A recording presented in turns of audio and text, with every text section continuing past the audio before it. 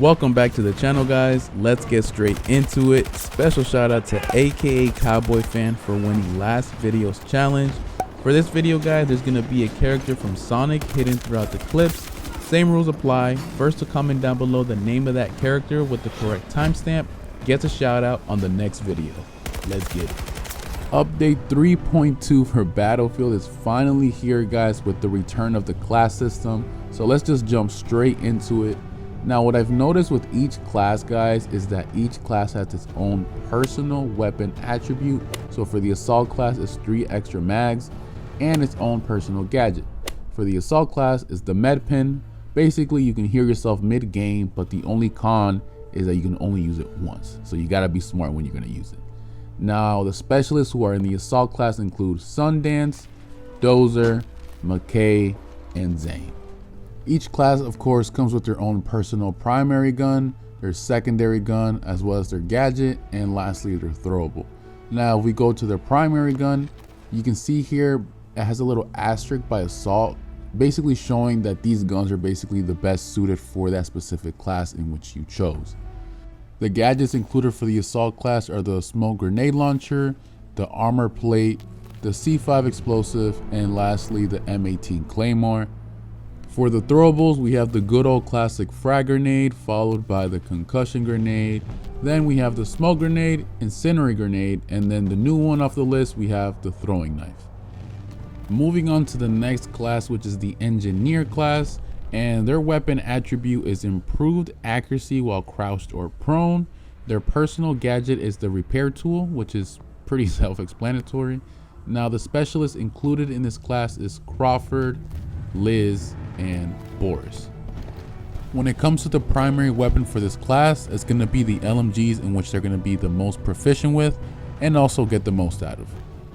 For gadgets, we have the anti-tank mine, the javelin, EOD bot, M5, AA missile, and the C5 explosive. For throwables, we have the frag grenade, the smoke grenade, the EMP grenade, and the incendiary grenade. So basically, if you're running engineer, blow tanks up, okay? Next, we have the support class, and their weapon attribute is faster draw time, basically, and their personal gadget is the defibrillator. Specialists within this class are Irish, Phallic, and Angel. Their primary weapon of choice, in which it's best suited for them and they're going to be the most proficient in, is going to be the SMGs. When it comes to the gadgets, we're supporting people, hence the class. So we have the ammo crate, medical crate, smoke grenade launcher, and the M18 Claymore. Next, we have the throwables, including the frag grenade, smoke grenade, EMP grenade, and the incendiary grenade. Last but not least, we have the Recon class, and for those who like to play Recon, the weapon attribute is immediate and constant steady scope, and the personal gadget is an insertion beacon, which lets you place anywhere unless your team spawn in. Now, the specialists who are part of this class are Pike, Raul, and Casper. If you haven't guessed by now, the primary weapon for the Recon class is, drumroll please, snipers. Yes, snipers. Salute to all my snipers, because I can't snipe to save my life, but that is another story. For the gadgets, we have the UGs right here, proximity sensor, soul flame, the tracer dart gun, as well as the C5 explosive, and lastly the M18 Claymore. For the throwables, we have the frag grenade, throwing knife, the smoke grenade, EMP grenade, and the incendiary grenade. Now, besides bringing back the class system within the game, the update did also bring a few in-game controller settings. So let's get straight into that as well.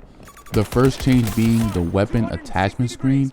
So now, in order to pop it open, you have to press and hold Y or triangle and it'll pop up, and then to maneuver around it you have to use the D-pad. The second controller settings that I found that they changed in the game are your throwables. They used to be up in the D-pad, but now it's LB or L1 to use them. On top of having controller settings, they also did have in-game changes. So the first one that I saw is that they have the class icon on top of the players, so you can know who's playing what class. And they also have the class icon on the squad members as well. A small thing that they added in the game as well that I noticed are these little hit markers right here, which it's a nice little touch. I did appreciate that. And lastly, they updated the scoreboard by adding this last column right here, basically showing how many times you healed, resupplied, and repaired throughout the game, which adds up to your total score throughout the game. So that pretty much wraps up the update for Battlefield 2042, at least from what I experienced through playing. And it's a lot to take in for sure, guys, so feel free to pause the video whenever and just rewatch it as many times as need be. Obviously that's going to help my ass because I need the watch hours, but obviously to help you guys as well. And if you're new to the channel, feel free to drop a sub to help support the channel.